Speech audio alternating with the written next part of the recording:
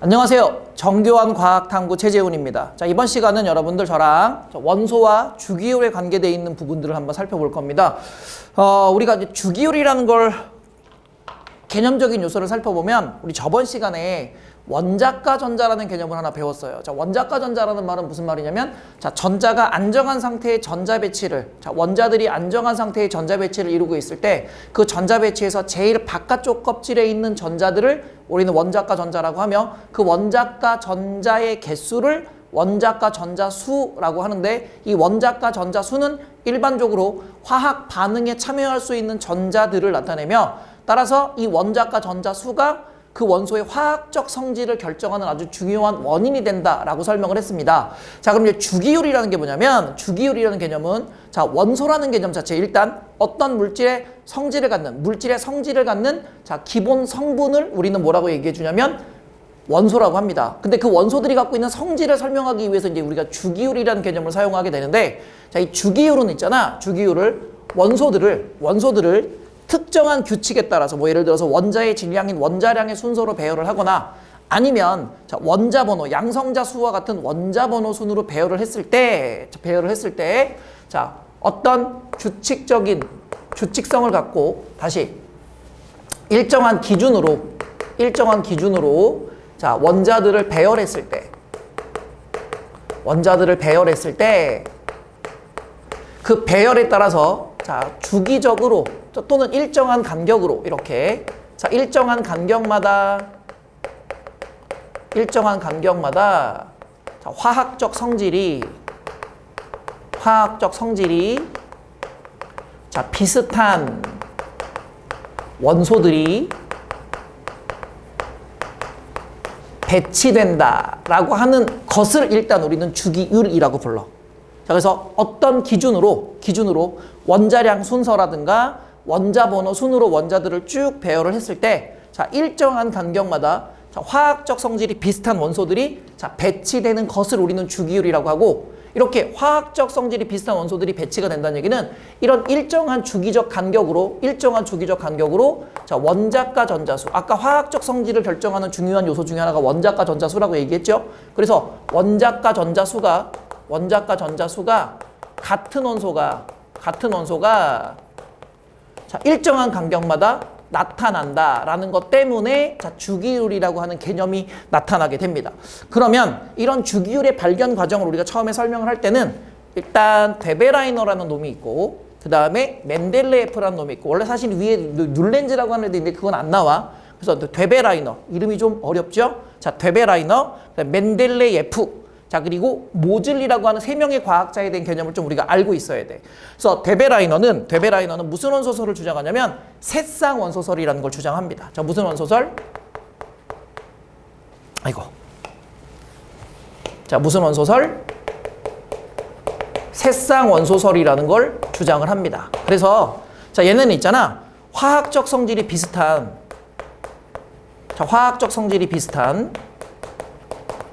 자, 세 개의 원소를 하나로 묶어. 자, 세 개의 원소 묶음이라고 생각하시면 되고요. 자, 이렇게 화학적 성질이 비슷한 세 개의 원소들을, 자, 질량이 작은 것부터 질량이 큰 순서대로, 자, 화학적 성질이 비슷한 원소들을 질량이 작은 것부터 질량이 상대적으로 큰 순서대로 쭉 배치를 했어. 그래서 예를 들어서 A라는 원소가 있고, 자, 그 다음에 B라는 원소가 있고, C라는 원소가 있을 때, 자, A라는 원소의 원자량, 자, 원자의 질량보다 B라는 원소의 원자량이 크고, 자, B라는 원소보다는 C라는 원소의 질량이 크다고 생각했을 때, 그럼 이게 원자량이 되는 건데, 자, 이런, 자, 화학적 성질이 비슷한 세 개의 원소의 묶음을 기준으로 했을 때, 요 가운데 있는 요 중간 원소는, 자, 가운데 있는 이 중간 원소 B는 있잖아. B는, 자, A라는 원소랑 C라는 원소의 어떤 특징적인 물리적 값, 예를 들어서 끓는 점이라든가, 뭐 녹는 점이라든가, 그 다음에 뭐 밀도라든가 원자량과 같은 값들이 자, 항상 A와 C의 값의 중간인 평균값과 비슷하게 나타난다라고 하는 것을, 자, 우리는 새쌍 원소설이라고 합니다. 그래서 A라는 애가 있고 C라는 애가 있을 때 이 B라고 하는 애는 자, 이 A와 C의 자, 평균값 또는 중간값과 어떻게 나타난다? 비슷하게 나타난다. 라고 하는 것을 우리는 데베라이너의 무슨 원소설? 세상 원소설이라고 합니다. 그럼 예를 들어서 우리가 원자량이라고 하는 건 개념을, 자, 원자의 질량을 우리가 원자량이라고 하는데, 자, A라고 하는 A의 원자량을 A라고 놓고, 자, 스몰 A라고 놓고, B라는 놈의 원자량을 스몰 B라고 놓고, 자, 그 다음에 C라는 원자의 원자량을 스몰 C라고 놨을 때, 자, 이 B의 값은, 자, 요 A랑 누구를 더한 값, A랑 C를 더한 값의 평균이니까, 자, 2분의 A 플러스 C하고 완전 똑같진 않지만 비슷한 값으로 나타난다. 자, 그래서 우리가 보통 중간값과 비슷하다는 얘기는 평균값에 근사하다라고 표현을 합니다. 그럼 예를 들어서 간단하게 가자. 우리가 끓는 점이라고 하는 걸 볼게. 끓는 점이라고 하면 안 되지. 금속은 끓는 점이 아니라 무슨 점으로 봐야 돼? 자, 녹는 점으로 봐줘야 되죠. 그럼 예를 들어서 A라는 금속의 녹는 점이 뭐 300도다. 300도시다. 자, 그다음에 C라는 금속의 녹는 점이 예를 들어 100도시다. 자, 그럼 일단 A, B, C로 갈수록, 자, A의 녹는 점보다 C의 녹는 점이 낮은 걸로 봐서는, 자, A는 A에서 B, B에서 C로 갈수록 녹는 점이 낮아지는 경향성을 우리가 찾을 수 있을 거고요. 그러면 B의 녹는 점은 A의 녹는 점과 C의 녹는 점의 중간 정도의 값을 갖기 때문에, 자, 요 놈이랑 요 놈 더하면, 자, A랑 C를 더하면 얼마가 될 거고, 400도씨가 될 거고, 자, 요걸 얼마? 2로 나누는 게 평균이지? 그러면 딱 200도씨는 아니더라도, 딱 몇 도씨는 아니더라도, 딱 200도씨는 아니더라도 몇 도에 가깝게 나타난다? 200도에 가깝게 나타난다. 뭐 198도 또는 196도 이렇게 돼도 어쨌든 몇 도에 비슷해져? 200도에 비슷해지지. 그래서 항상 위에 있는 원소와 아래에 있는 원소의, 자, 중간값이, 자, 중간 원소는 위에 있는 원소와 아래에 있는 원소의 평균값에 비슷한 값을 나타나게 된다라고 하는 게 데베라이너의 세상 원소설입니다. 자, 그 다음 이제 두 번째, 멘델레예프라는 친구가 나오는데, 자, 이 멘델레예프는, 자, 지금 원자의 질량순, 자, 원자량순으로, 자, 배열해서 최초의 주기율표를 만든 사람이, 자, 그때까지, 자, 멘델레예프가 살던 시기까지 발견된 원소들을 원자량 순으로 배열을 했고, 자, 이거 중요합니다. 무슨 순으로 배열했어요? 자, 원자량 순으로 배열을 했고요. 자, 원자량 순으로 배열을 해서 최초의 주기율표를 만든 사람이, 자, 누구다? 멘델레예프다. 그래서 최초의 주기율표를 만든 사람 정도는 여러분들이 꼭 알고 계셔야 돼요. 근데 문제는 이 원자량 순으로 배열을 하잖아. 그러면 이런 주기적인 성향에 대한 예외성이 너무 많이 나타나. 그래서 예외가 너무 많아. 이 정도만 알면 돼. 자, 원자량 순으로 배열을 하면 예외가, 우리가 원하는 일정한 간격마다 화학적 성질이 비슷한 원소들이 배치되는 경향성에 대해서 예외가 너무 많다라고 생각하면 돼. 그래서 예외가 많다라는 걸로, 자, 알아두시면 되겠습니다. 그럼 지금 현재 멘델레예프의 주기율표는 사용하지 않겠지. 그래서 현재 우리가 사용하고 있는 주기율표는 모즐리라고 하는 친구가, 누구? 모즐리라고 하는 친구가 원자 핵 속에 들어있는 양성자의 수를 찾았고, 그 양성자의 수를 무슨 번호로 결정해서, 그렇지, 원자 번호로 결정을 해서, 그래서 여기 봅시다. 자, 모즐리는 원자 핵 속에 들어있는 무슨 수? 양성자 수를 무슨 번호로 결정해서, 원자 번호로 결정을 해서, 자, 이 원자 번호의 순으로 배열한 주기율표를 만들었는데, 자, 현재 사용하고 있는 주기율표의 토대는 모즐리의 기준을 잡는 거지. 자, 모즐리의 주기율표가 현재 주기율표와 완전히 똑같다고 장담할 수는 없어. 그치? 그래서 완전 똑같진 않고 계속 수정이 됐을 테니까. 그래서 원소들의 주기적 성질과 원자 번호 사이라는 얘기는 그 원자가 갖고 있는 양성자 수에 의해서 나타난다라는 것을 확인을 했고요. 그래서 양성자 수를 무슨 번호로 결정해서 원자 번호로 결정을 해서 현재 사용하고 있는 주기율표는 원자 번호 순으로, 자, 뭐 어떻게 된다? 배열된다라는 사실만 여러분들이 명확하게 확인을 하시면 되겠습니다. 자, 이렇게 해서 우리가 주기율에 대한 부분 한번 정리를 했고요. 자, 그럼 이제 주기율표를 우리가 분석을 할 거야. 자, 뭐를 분석할 거야? 주기율표를 분석을 할 거야. 우리가 뒤에 가서 뭐 이온 결합도 배울 거고 공유 결합도 배울 거고 화학 결합에 관련되어 있는 내용을 배우기 위해서는 이 주기율표를 여러분들 명확하게 이해를 해주셔야 됩니다. 자, 그러면 주기율표인데 현재 사용하고 있는 주기율표다. 자, 현재 사용하고 있는 주기율표다. 자, 현재 사용하고 있는 주기율표는 모즐리가 얘기한, 자, 무슨 번호 순으로? 원자 번호, 즉 양성자 수인 원자 번호 순으로 배열을 했고, 자, 이 원자 번호는 결국 우리가 무슨 수라고 했고? 양성자 수라고 했고, 자, 중성의 원자의 경우는 양성자 수랑 무슨 수가 반드시 같아야 돼? 전자수가 반드시 같아야 돼. 자, 여러분들 기억을 되새김질하기 위해서 선생님이 앞에서 배웠던 내용들도 계속해서 반복적으로 정리를 해드릴 겁니다.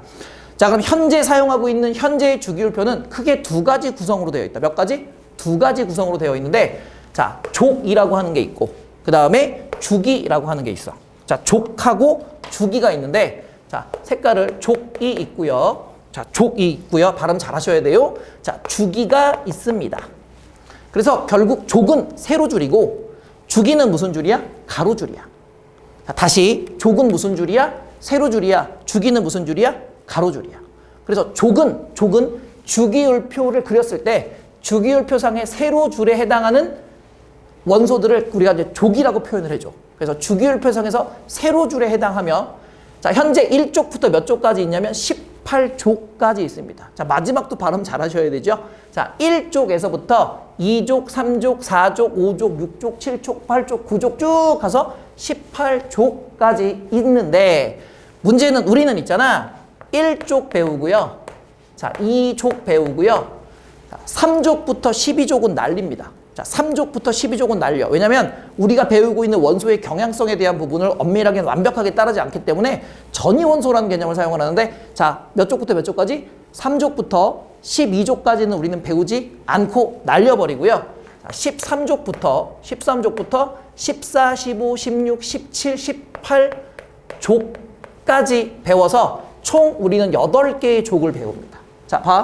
1, 2, 13, 14, 15, 16, 17, 18족까지 배울 거니까 몇 개의 족만? 8개의 족만. 근데 사실 전체 주기율표에는 3족부터 몇 족까지 나와 있어? 12족까지 나와 있어. 그런데 우리가 배우는 건 자, 이렇게 8개의 족만 배우면 된다고 생각하시면 됩니다. 몇 족부터 몇 족은 날리자. 일단 안 배워. 3족에서 12족은 날려버리자. 자, 그런데 이 족의 의미를 우리가 해석을 해줘야 돼. 뭐의 의미를 해석한다? 족의 의미를 해석을 해줘야 된다. 그래서 족은, 자, 여기서 같은 족은이라고 할게. 같은 족은, 자, 이거는 우리가 좀 어려운 말로 동족이라고 표현을 하는데, 같은 족 원소는 무슨 수가 똑같냐면 원자과 전자수가 같아. 자, 뭐가 똑같아? 원자과 전자수가 같아. 이게 중요해. 자, 같은 족 원소들은, 자, 이 말은 같은 세로줄에 있는 원소들은, 자, 원자과 전자수가 같아. 근데 아까 원자과 전자수는 그 원소가 갖고 있는 화학적 성질을 결정하며, 자, 화학적 성질을 결정하며, 원자과 전자수가 같으면 서로 다른 원소이긴 하지만 화학적 성질이 대체로 비슷하게 나타난다고 앞에서 우리가 얘기를 했단 말이야. 따라서 같은 족 원소들은 원자과 전자수가 같으니까 일단 화학적 성질이 서로 어떻게 돼? 비슷하게 나타나는 특징이 있어. 근데 여기서 반드시 다 똑같진 않고, 자, 화학적 성질이, 자, 이렇게 대체로, 예외도 있기 때문에 대체로 비슷하다라는 특징이 있습니다. 그러면 이 족수가 뭐냐면 원자과 전자수가 돼. 자, 족수가 무슨 수? 원자과 전자수. 이게 제일 중요하지. 근데 그냥 족수는 원자과 전자수가 될 수 없어. 왜냐면 선생님이 원자과 전자는 최대 8개까지만 가질 수 있다고 그랬어. 원자과 전자로 갈 때는 최대 몇 개까지만 가질 수 있다? 8개까지만 가질 수 있다. 자, 그러면 13족은 원자과 전자가 13개냐? 그게 아니라, 자, 13족의 경우는 앞에 있는 무슨 단위? 10단위를 빼고 뒤에 있는 1자리만 갑니다. 그래서 우리가 족에서 원자과 전자 수는, 족에서 원자과 전자 수는 그 족이 갖고 있는 족의 번호에 무슨 수? 1자리 수를, 자, 우리는 그 원소의 원자과 전자수라고 생각하는 거야. 그러면 1족은 1이니까 원자과 전자가 1개. 제일 바깥쪽 껍질에 돌고 있는 전자가 1개. 2족은 원자과 전자가 2개. 13족은 원자과 전자가 3개. 14족은 원자과 전자가 4개. 15족은 원자과 전자가 5개. 16족은 원자과 전자가 6개. 17족은 원자과 전자가 7개. 그러면 18족은 원자과 전자가 제일 바깥쪽 껍질에 8개를 채우고 있는데, 자, 이거 예외가 좀 있어요. 자, 8개인데 이 원자과 전자의 의미는 화학 반응에 참여하는 전자거든. 화학 반응에 참여하는 전자를 의미하고, 따라서 18족 원소들은, 자, 나중에 뒤에 가서 배우지만 이미 안정한 상태의 전자 배치를 이루고 있기 때문에 굳이 반응을 할 필요가 없어. 그래서 화학 반응에 제일 바깥쪽 껍질에 8개를 채우고 있다 할지라도 반응에 참여하는 전자, 즉 화학 반응에 참여하는 전자가 존재하지 않습니다. 반응에 할 필요가 없으니까. 그래서 제일 바깥쪽 껍질에 8개는 채우고 있으나 반응에 참여하는 전자가 없으므로 18족 원소는 원자과 전자를 0개라고 잡습니다. 오케이? 그래서 자, 조심해야 될 거, 18족 원소만 족의 일자리 수인 8이 아니라 몇 개로 잡는다? 0으로 잡는다. 자, 이건 뒤에 가서 우리가 비활성 기체에 대한 개념을 설명할 때 다시 한번 설명을 할 겁니다. 자, 그래서 여기서 꼭 기억해야 되는 거, 족은 무슨 줄이다? 같은 세로줄에 있는 원소들을 같은 족 원소라고 하며, 오케이? 자, 족의 일자리 수는 원자과 전자 수가 되기 때문에, 자, 같은 족은 원자과 전자 수가 같아서, 자, 화학적 성질이 다른 원소지만 화학적 성질이 대체로 비슷하게 나타나는 특징을 갖고 있다. 자, 족 확인하셔야 됩니다. 자, 그럼 이제 주기를 볼 건데요. 자, 주기는, 자, 이게 세로줄이니까 주기는 당연히 뭐겠어? 가로줄이야. 가로줄. 그래서 족은 세로줄과 가로줄로 이루어져 있는데 세로줄은 족이고 가로줄은 뭐다? 주기다. 그러면 자, 주기율표에서 가로줄에 있는데 이 가로줄에서 나타나는 숫자가 있어. 자, 이걸 우리가 주기수라고 불러주고, 자, 1주기부터 현재 몇 주기까지? 7주기까지로 발견이 돼 있는데, 우리가 7주기는 아직 완성돼 있지 않고요. 7주기는 아직 완성돼 있지 않고요. 우리가 배우는 건 몇 주기? 1주기에서 몇 주기까지만? 4주기까지만 배웁니다. 자, 1주기에서 몇 주기? 4주기까지만 배웁니다. 그러면 여기서 우리가 주기에 대한 1주기, 2주기, 3주기에서 붙어 있는 주기 수가 있는데,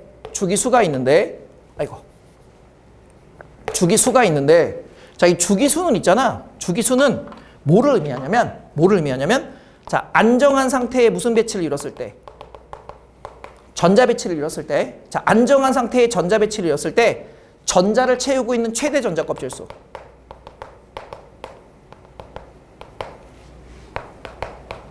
있는 최대 전자 껍질수. 자, 주양자수라고 사실 표현하기도 합니다. 주양자수라고 표현하기도 하는데, 자, 전자를 채우고 있는 최대 주양자수라고 표현을 해서, 여러분들 주양자수는 생각하지 말고 일단 전자를 채우고 있는 최대 전자 껍질수 또는 전자를 채우고 있는 최대 주양자수. 그러면 2주기 원소는, 자, 주기가 2주기 원소는 전자를 채우고 있는 전자 껍질의 수가 2개란 얘기야.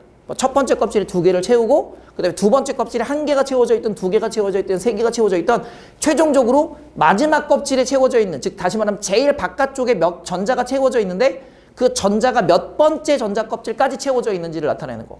그러면 3주기 원소는 전자를 쭉 채웠을 때 몇 번째 껍질까지? 그치, 3번째 껍질까지도 전자가 채워져 있는 원소를 우리는 3주기 원소라고 얘기하는 거지. 다시 말하면 원자과 전자가 안정한 상태의 전자 배치에서 원자과 전자가 채워져 있는 전자 껍질 수라고 생각하면 돼. 또는 원자과 전자가 채워져 있는 전자 껍질의 번호라고 생각을 하시면 됩니다. 따라서 3주기 원소는 원자과 전자가 3번째 껍질에 있는 거고, 2주기 원소는 원자과 전자가 2번째 껍질에 있는 거고, 4주기 원소는 원자과 전자가 몇 번째 껍질? 4번째 껍질에 있는 거라고 생각하시면 돼요.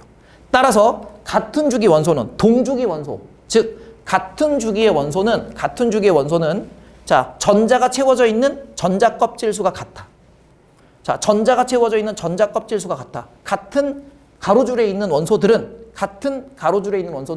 자, 전자가 채워져 있는 원자과 전자가 채워져 있는 전자 껍질의 수가 똑같다고 생각하시면 됩니다. 그러면 이런 같은 주기의 원소들은 있잖아. 같은 주기의 원소들은 족에 따라서 또는 원자 번호에 따라서 족수가 달라지고, 족수가 달라지면 원자과 전자 수가 달라질 테니까, 원자과 전자 수가 달라질 테니까 당연히 화학적 성질이 변해요. 자, 그럼 같은 족 원소는 화학적 성질이 대체로 비슷하다. 같은 주기 원소는 원자 번호에 따라 화학적 성질이 일정한 경향성을 갖고 특징을 갖고 변화한다라는 걸 여러분들이 꼭 기억을 하고 계셔야 됩니다. 알겠습니까? 그러면 전체적인 주기율표를 한번 볼게요. 자, 전체적인 주기율표를 한번 볼게요. 자, 지금 현재 발견되어 있는 원소가 100종이 넘기 때문에 그 원소들을 자, 하나의 표에 쭉 정리해서 만들어진 표가 바로 이게 주기율표입니다. 자, 이게 현재 우리가 사용하고 있는 현대의 주기율표이며, 자, 요렇게 족하고 요렇게 주기로 나눠지고요. 자, 얘네를 전부 다 몇 족? 그치, 원자부터 이게 지금 1족이야. 그럼 얘네들이 전부 다 몇 족이 되는 거고? 1족이 되는 거고, 얘네는 2족이 되는 거고, 자, 얘네는 3번 붙어 있지? 3족이 되는 거고, 4족이 되는 거고, 5족이 되는데 우리가 3족에서 몇 족까지? 12족까지를 안 배워. 그리고 선생님 뭘 얘네 빼고 다 배우나요? 그렇지 않고요. 우리는 원자번호 20번까지 칼슘까지만 딱 배울 겁니다. 몇 번까지 배울 거다? 칼슘까지만 딱 배울 거다. 그래서 1주기, 2주기, 3주기, 4주기 원소 중에서도 원자번호 20번인 칼슘까지만 딱 정리를 하고 나머지는 버릴 거예요. 이해되셨나요? 자, 그럼 우리가 이 주기율표를 다 쓰느냐? 자, 그렇지 않습니다. 그래서 우리가 현재 많이 사용하고 있는 주기율표를 한번 선생님이 정리를 해드릴 건데요. 자, 이거는 목숨 걸고 외우셔야 됩니다. 자, 지금 이거 안 외우잖아? 그러면 다음 시간, 그 다음 시간 화학 반응에 관련돼 있는 어떤 영역도 자, 이해하기가 힘들어져. 그래서 우리가 현재 많이 사용하고 있는 주기율표는 이렇게, 자, 봐. 여기를 선생님이 이렇게 쪼갤게. 그리고 여기는 족의 의미를 갖고 있고, 자, 그 다음에 여기는 주기의 의미를 갖고 있어서, 자, 얘는 몇 족? 1족, 2족, 자, 봐. 13족부터 12족은 아예 안 적었지. 13족, 14족, 15족, 16족, 17족, 18족까지 볼 거고요. 자, 그 다음에, 자, 여기가 주기야. 1주기, 2주기, 3주기, 4주기. 자, 이렇게 볼 거예요. 자, 그래서 원자번호 1번부터 어디까지만 딱 채울 거냐면 여기까지만 딱 채울 건데, 자, 칸수는 좀 있다가 뛰어넘어야 되는 게 있어서 20칸은 넘지만, 자, 원자번호는 몇 번까지만? 20번까지만 채워진다. 그럼 자, 1주기 1족 원소는 수소. 자, 1주기 18족 원소는 헬륨. 자, 이건 좀 이따 설명할게. 자, 그 다음에 2주기 1족 원소는 리튬, 베릴륨, 붕소, 탄소, 질소, 산소, 플로린, 네온. 자, 여러분들 정리해 주셔야 돼요. 자, 그 다음에 나트륨, 마그네슘, 알루미늄, 자, Al, 알루미늄, 그 다음에 규소, 인, 황, 염소, 아르곤, 칼륨, 칼슘까지. 자, 이해되셨습니까? 자, 그래서 순서대로 그냥 원자번호를 붙여볼게. 자, 원자번호 1번, 원자번호 2번, 원자번호 3번, 4번, 5번, 6번, 7번, 8번, 9번, 10번. 자, 그 다음에 11번, 12번, 13번, 14번, 15번, 16번, 17번, 18번, 19번, 자, 몇 번? 20번까지. 자, 그럼 얘네들을 우리는 1족 원소, 얘네를 2족 원소, 얘네를 13족 원소, 얘를 14족 원소, 15족 원소, 16족 원소, 17족 원소, 그리고 18족 원소로 설명을 할 수 있는 거예요. 그러면 원자과 전자는 1개, 2개, 3개, 4개, 5개, 6개, 7개, 그리고 이거 8개 하면 죽일 거야. 자, 이거는 원자과 전자 수는 제일 바깥쪽 껍질에 있는 전자긴 하지만 원자과 전자 수는 몇 개로? 0개로 잡는다. 알겠니? 그래서 18쪽은 우리가 원자과 전자 수는 0이다. 자, 이거 꼭 기억하고 계셔야 돼요. 자, 원소 이름은 다 아시죠? 수소, 헬륨, 리튬, 베릴륨, 붕소, 탄소, 질소, 산소, 플로린, 네온, 나트륨, 마그네슘, 알루미늄, 규소, 인, 황, 염소, 아르곤, 칼륨, 칼슘. 그래서 자, 옛날부터 내려오는 전해진 비법, 빨리 외우는 비법은 자, 그냥 수헬, 자, 헬륨, 자, 요게 리, 배, 붕, 탄, 질. 자, 리배, 붕탄질. 수해리비가 붕탕질을 했더니 자, 산불이 났어. 그래서 산풀, 네온. 근데 그 산불 낸 놈을 나, 만, 알, 구, 그 규소.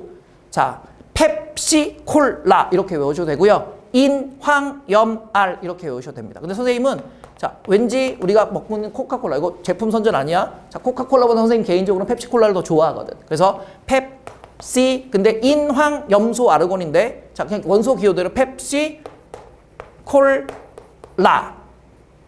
근데 여기는 염소야, 염소. 근데 CL이니까. 자, 그래서 펩시, 콜라 이렇게 외워주시고요. 또는 인, 황, 염, 알 이렇게 외워주시고요. 자, 여기는 펩시콜라 말고 모두 있어. 외우기 편하게 선생님은 이렇게 코카콜라 이렇게 외워주는데 크크 이렇게 외우셔도 되고요. 칼카, 자, 이렇게 외워주셔도 됩니다. 자, 한번 볼까? 수해립의 붕탄질, 산불내 그 새끼를 나만 알아. 펩시콜라, 코카콜라. 자, 이렇게 외워주시면 주기율표를 외울 때 자, 좀 쉽게 외우실 수 있습니다. 자, 그럼 다시 한번 얘기한다. 자, 자, 족수는, 자, 족의 일자리 수는 원자과 전자수로 같은 세로줄에 있는 애들은 전부 다 원자과 전자수가 서로 어때? 같고, 자, 봐. 자, 지금 얘네가 1주기 원소지. 자, 1주기 원소는 첫 번째 껍질에만 전자를 채우고 있는 애들이고, 자, 2주기 원소들은 두 번째 껍질까지 전자를 채우고 있는 애들이고, 3주기 원소들은 세 번째 껍질까지 전자를 채우고 있는 애들이고, 4주기 원소는 네 번째 껍질까지 전자를 채우고 있는 애들을, 자, 우리는 1주기, 2주기, 3주기, 4주기라고 해서 같은 가로줄에 위치하고 있는, 자, 같은 주기 원소들은 자, 뭐가 똑같다? 전자를 채우고 있는 최대 전자 껍질 수가 같다. 다시 원자과 전자가 같은 껍질에 있다. 하지만 족에 따라서 원자과 전자수가 달라지기 때문에, 자, 같은 주기 원소들은 원자 번호에 따라서 화학적 성질이 변한다 라고 꼭 기억을 하셔야 됩니다. 알겠습니까? 자, 그러면 우리가 전자 배치를 한번 볼게요. 자, 전자 배치. 저 선생님이, 자, 족과 주기를 기준으로 하는 자, 전자 배치를 한번 그려봤는데, 자, 이렇게 돼서 여기가 족, 여기는 주기. 그래서 1, 2, 13, 14, 15, 16, 17, 18조까지 나와 있고, 자, 1주기, 2주기, 3주기, 그리고 몇 주기까지? 4주기까지 나와 있는데요. 자, 원자과 전자수는 밑에 적혀 있죠? 자, 그리고 선생님이 얘기했지. 자, 18조 원소는 원자과 전자를 몇 개로 잡는다? 0으로 잡는다. 자, 그러면 원자 번호 자체가 전자수니까, 자, 일단 예외적인 요소라는 설명을 할게. 자, 수소는 있잖아. 수소는 원자 번호 1번이기 때문에 첫 번째 껍질에 전자 몇 개를? 한 개를 채우고 있지. 그러니까 얘는 원자과 전자 한 개에 첫 번째 껍질이니까 1주기 1조 원소가 돼. 자, 그런데 첫 번째 껍질을 우리가 K 껍질이라고 하고, 첫 번째 껍질에는 전자를 몇 개까지밖에 못 채워. 앞에서 배웠어. 2개까지밖에 못 채워. 그러면 원자 번호 2번인 헬륨 같은 경우에는 원자핵을 중심으로 첫 번째 껍질에 전자를 몇 개? 2개를 채운다고. 그러면 얘는 더 이상 채울 수 없어. 그래서 첫 번째 껍질은 있잖아. 첫 번째 껍질은 원자과 전자가 2개가 아니라 18쪽이랑 똑같아. 이건 좀 이따 비활성 개체할 때 설명하겠지만, 자, 첫 번째 껍질만큼은 있지. 첫 번째 껍질은 전자를 몇 개까지밖에 못 채우기 때문에 2개까지밖에 못 채우기 때문에 첫 번째 껍질에 2개를 채운 건, 자, 두 번째 껍질이나 세 번째 껍질에 8개를 채운 것과 동일한 효과를 나타내서, 자, 얘를 2주기에 갖다 놓지 않고 2족에 갖다 놓지 않고 몇 쪽에 갖다 놨다? 18쪽에 갖다 놨다. 자, 이 18쪽을 우리는 뭐라고 부르냐면 비활성 개체라고 불러줘. 뒤에 가서 한 번 더 설명할 거야. 비활성 개체라고 불러줘. 자, 그러면, 자, 리튬 같은 경우 봅시다. 리튬은 원자과 전자가 아니라 원자 번호가 몇 번? 3번. 그러면, 자, 원자핵이 있고요. 첫 번째 껍질에 몇 개? 2개를 채워. 자, 그럼 1개 남았지? 근데 걔가 첫 번째 껍질에 못 들어가잖아. 그러니까 그 다음 껍질로 넘어가서 몇 개? 1개를 채우는 거야. 그러면, 자, 얘는 제일 바깥쪽 껍질, 전자를 채우고 있는 최대 전자 껍질 수는 1개, 몇 개가 되고, 2개가 되고, 자, 원자과 전자는 몇 개가 되는 거니? 1개가 되는 거지. 그러니까 1족 몇 주기 원소? 2주기 원소 또는 2주기 1족 원소가 됩니다. 그럼 베릴륨은 자, 첫 번째 껍질에 몇 개? 2개를 채우고 두 번째 껍질에 몇 개? 또 2개를 채우는 거지. 왜냐면 총 전자수가 4개니까. 그러면 얘는 2주기 몇 족 원소? 그렇지. 원자과 전자가 2개니까 몇 개? 2족 원소가 되는 거죠. 그럼 얘는 3개 채우고 4개 채우고 5개 채우고 6개 채우고 7개 채우고, 자, 두 번째 껍질에 이제 몇 개까지 채워졌어? 8개까지 채워졌어. 자, 하나, 둘, 원자 번호 10번, 네온, 둘, 셋, 넷, 다섯, 여섯, 일곱, 8개까지 채워지면, 자, 이거보다 원자 번호가 큰 애는 두 번째 껍질에 더 이상 채울 수 있다, 없다? 없다. 그러니까, 자, 원자 번호 11번인 나트륨의 경우. 자, 원자 번호 11번인 나트륨의 경우는, 자, 원자핵 속에 양성자수가 11개고, 그럼 첫 번째 껍질에 몇 개? 2개. 자, 두 번째 껍질에 몇 개? 8개를 채우고, 그러면 첫 번째 껍질에 2개 채우고, 두 번째 껍질에 8개를 채웠으니까 이제 더 채울 전자는 1개 남았지. 근데 두 번째 껍질에는 더 이상 전자를 채울 수 없어. 왜냐면 두 번째 껍질에는 최대 수용 전자수가 8개까지밖에 안 되거든. 그러니까 그 다음 껍질로 넘어가서 전자를 몇 개? 1개를 채우는 거지. 그러면, 자, 나트륨의 전자 배치에서 잘 봐. 자, 전자를 채우고 있는 전자 껍질 수는 1개, 2개, 3개가 되고요. 그러니까 몇 주기 원소? 3주기 원소가 되는 거고. 자, 그리고 원자과 전자가 몇 개? 1개. 그러니까 얘도 원자과 전자가 1개니까 몇 족 원소? 1족 원소가 되는 거지. 그러면 리튬과 나트륨은 무슨 수가 똑같으니까? 원자과 전자 수가 같으니까 서로 다른 원소지만 화학적 성질이 비슷하게 나타납니다. 자, 그래서 마찬가지 마그네슘도 2개, 3개, 4개, 5개, 6개, 7개, 8개. 그러면 자, 7개를 채우면 17쪽이고 8개를 채우면 18쪽인데 원자과 전자수는 다시 몇 개? 0. 그래서 아르곤도 원자과 전자수는 0이라고 잡는 거야. 그러니까 원자 번호에 따라서 원자과 전자수가 하나씩 쭉 증가하는 특징을 갖고 있지. 그리고 포인트를 하나 알려드릴까요? 자, 3주기 원소는 있잖아. 3주기 원소는 1쪽, 자, 봐. 3주기 원소 11번, 12번을 빼고는, 자, 11번, 12번을 빼고는 원자 번호가 족수랑 똑같아. 그래서 알루미늄 원자 번호 13번, 14족, 13족. 규소 원자 번호 14번, 14족. 인 원자 번호 15번, 15족. 이런 식으로 쭉 따라가시면 됩니다. 이해되셨습니까? 자, 그러면 우리 밑에는 안 나와 있는데, 자, 칼륨을 한번 해볼까요? 자, 칼륨은 원자 번호 몇 번? 19번. 자, 그러면 얘는 플러스 19 플러스 양성자 속, 자, 원자핵 속에 양성자가 19개가 들어있고, 자, 첫 번째 껍질에 전자가 하나, 2개가 들어갑니다. 자, 그럼 이제 17개 남았지? 그럼 두 번째 껍질에 몇 개가 들어갑니까? 8개가 들어갑니다. 넷, 다섯, 여섯, 일곱, 8개. 자, 그럼 이제 여기까지 10개 썼지?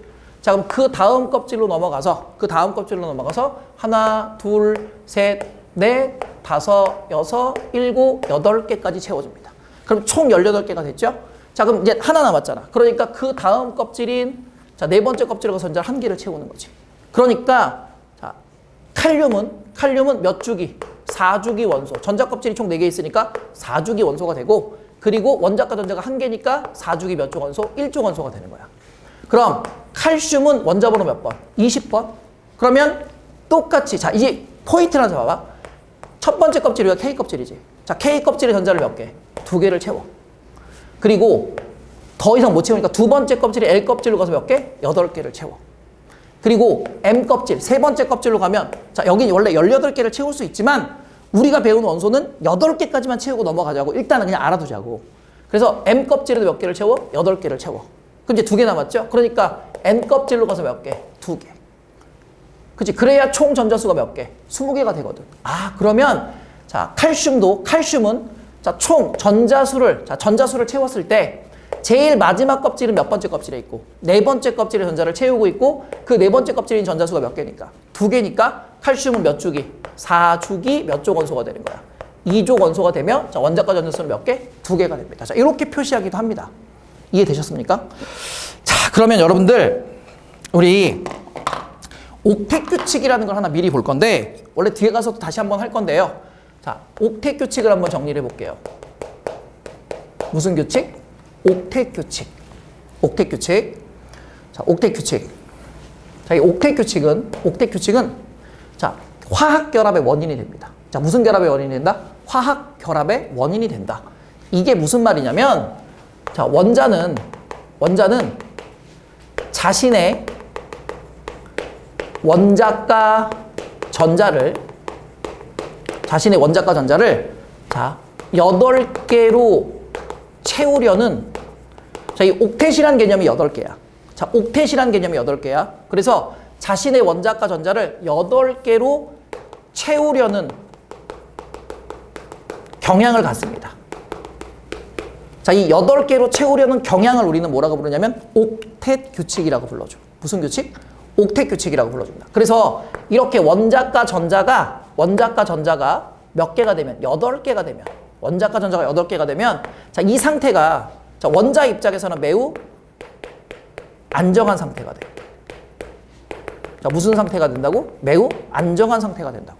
아, 그러면 자신의 원자과 전자가 8개가 안 되는 애들은, 자, 원자과 전자를 몇 개로 채우려고, 8개를 채우려고 부족한 놈들은 얻어올 수 있고, 자, 남는 놈들은 버릴 수도 있어.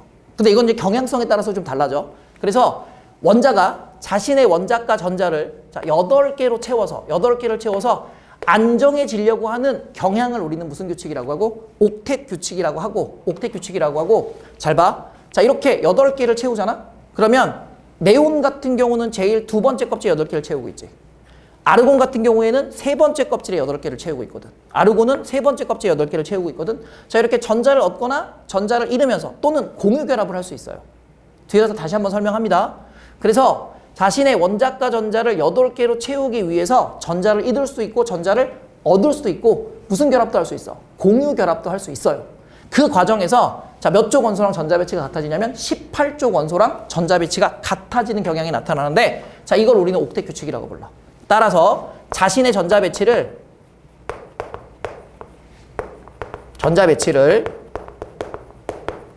자, 몇 쪽 원소? 18쪽 원소와 자, 같아지게 하려는 또는 같게 하려는 경향 이라고 해도 돼. 이해되니? 그런데 우리 첫 번째 껍질은 자, 주양자 수 n인 1, 즉 다시 말하면 K 껍질은 최대 수용 전자수가 몇 개니까? 2개니까. 자, 2개니까 이 첫 번째 껍질만은 몇 개를 채워도 2개를 채우면 그러면 첫 번째 껍질 2개를 채우면 누구랑 전자배치가 똑같아져? 원자번호 2번이 헬륨과 전자배치가 똑같아지지. 그래서 헬륨을 몇 번에 집어넣는 거야? 18번에 18족에 집어넣는 거야. 자, 원자과 전자는 2개지만 첫 번째 껍질에 채울 수 있는 최대 수용 전자수가 2개이기 때문에 2개를 채우면 첫 번째 껍질에 2개를 채우면 마치 두 번째 껍질이나 세 번째 껍질에 몇 개를 채우고 있는 것과 8개를 채우고 있는 것과 동일한 안정한 상태가 되기 때문에 자, 헬륨도 원자과 전자를 2개지만 몇 쪽에 집어넣는다? 18쪽에 집어넣는다. 그래서 주양자 수가 1인 자, 첫 번째 전자 껍질에는 몇 개를 채우면 2개를 채우면 자, 이것도 뭐라고 불러? 안정 상태라고 불러서 헬륨을 2쪽으로 놓지 않고 몇 쪽으로? 18쪽으로 놓는 이유가 바로 이것 때문입니다. 자, 이해되셨습니까? 자, 그럼 이제 우리 다시 한번 돌아갈게요. 자, 주기율표 다시 한번 볼 거야. 자, 자, 헬륨을 여기다 집어넣어야 된다고 그랬지? 리, 배, 분, 탄, 질, 산, 풀, 네. 자, 나트륨, 만, 알, 규, 인, 황, 염소, 아르곤, 칼륨, 칼슘인데요. 자, 우리가 금속 원소라는 게 있고 비금속 원소라는 게 있어. 자, 금속의 성질을 갖고 있는 원소, 비금속의 성질을 갖고 있는 원소들을 자, 우리는 이제 금속 원소랑 비금속 원소로 구별을 할 건데 자, 주기율표상에서 왼쪽에 위치하면 자, 주기율표상에서 어느 쪽에 위치하면 왼쪽에 위치하면 자, 주기율표상에서 왼쪽에 위치하면 자, 또는 중앙인데 우리는 여기서는 중앙은 굳이 볼 필요 없으니까 이 주기만 이해하고 계시면 돼요. 자, 왼쪽에 위치하면 자, 얘네들은 무슨 원소? 금속 원소예요. 자, 무슨 원소다? 금속 원소다. 자, 그럼 잘 봐. 지금 선생님이 노란색으로 네모를 치면 무슨 원소라고 생각하면 돼? 금속 원소라고 생각하면 돼. 그래서 리튬, 베릴륨, 나트륨, 마그네슘, 알루미늄, 칼륨, 칼슘. 자, 이렇게 하나, 둘, 셋, 넷, 다섯, 여섯, 7개는 자, 무슨 원소가 돼? 금속 원소가 돼. 선생님, 여기 수소는 자, 왼쪽에 위치하고 있는데 왜 금속으로 안 집어넣습니까? 그래서 이것도 예외야. 자, 수소는 왼쪽에 위치하고 있지만 비금속이에요. 금속의 성질과 반대적 성질을 나타내기 때문에 수소, 1쪽 원소는 자, 1쪽 원소지만 금속이 아니다. 그러면 금속 원소는 자, 1쪽, 2쪽, 13족 원소들이 대부분 차지하고 있는데 자, 13족에서 B는 붕소, 원자번호 5번인 붕소는 선생님 또 동그라미 안 쳤지. 그치? 그럼 그건 좀 이따가 설명을 할 거고. 자, 그 다음에 주기율표상에서 오른쪽에 위치한 애들. 자, 주기율표상에서 오른쪽에 위치한 애들. 자, 오른쪽에 위치한 애들을 우리는 뭐라고 부르면 비금속 원소라고 불러줘.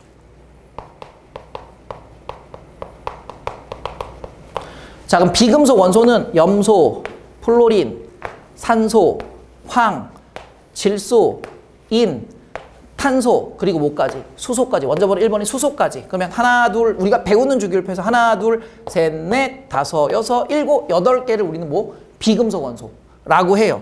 선생님, 그럼 중간에 빠진 이 두 놈이 있는데요. 자, 원자번호 5번인 붕소와 원자번호 14번인 규소가 있는데 이 두 놈은 왜 금속, 비금속으로 분류 안 합니까? 그러면 이 붕소랑 규소는 있잖아.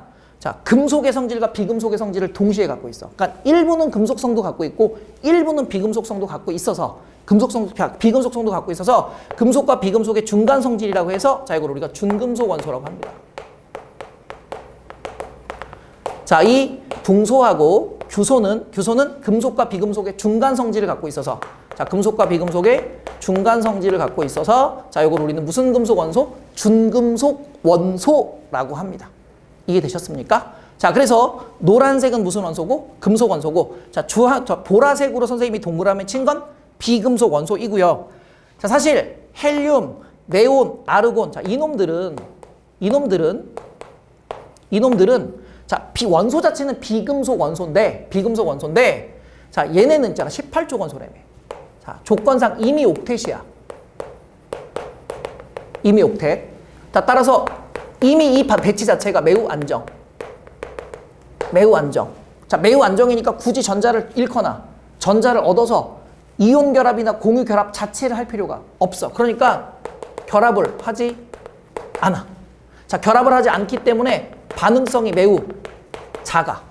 자, 반응성이 매우 작다는 얘기는 자, 활성화되지 않으니까 이걸 우리가 뭐라고 불러? 비활성 기체라고 부르며 자, 얘네는 굳이 헬륨 원자들끼리 또는 네온 원자들끼리 결합할 필요가 없기 때문에 자, 원자 자체가 분자인 단원자, 분자 상태로 존재합니다.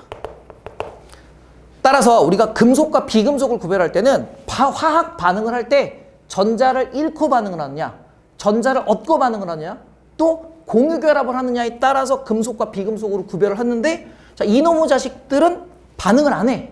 결합을 안 해. 그러니까 비금속이긴 하지만 비금속 원소에 대한 비금속의 성질로는 결정할 수가 없어. 그래서 그냥 아예 18조 원소들은 원자가 전자수가 0이고 이미 옥텟을 이루고 있기 때문에 아예 그냥 무슨 기체로 빼버려. 비활성 기체 상태라고 하는 물질로 빼버리고 자, 아까 얘기했죠? 자, 원소들이 옥텟 규칙이라는 과정을 통해서 자신의 원자가 전자를 8개로 채우는 또는 첫 번째 껍질인 2개를 채우려는 경향을 갖는데 그 경향 자체가 이 비활성 기체와 같은 안정한 상태의 전자 배치를 갖기 위해서 옥텟 규칙을 만족하려고 합니다.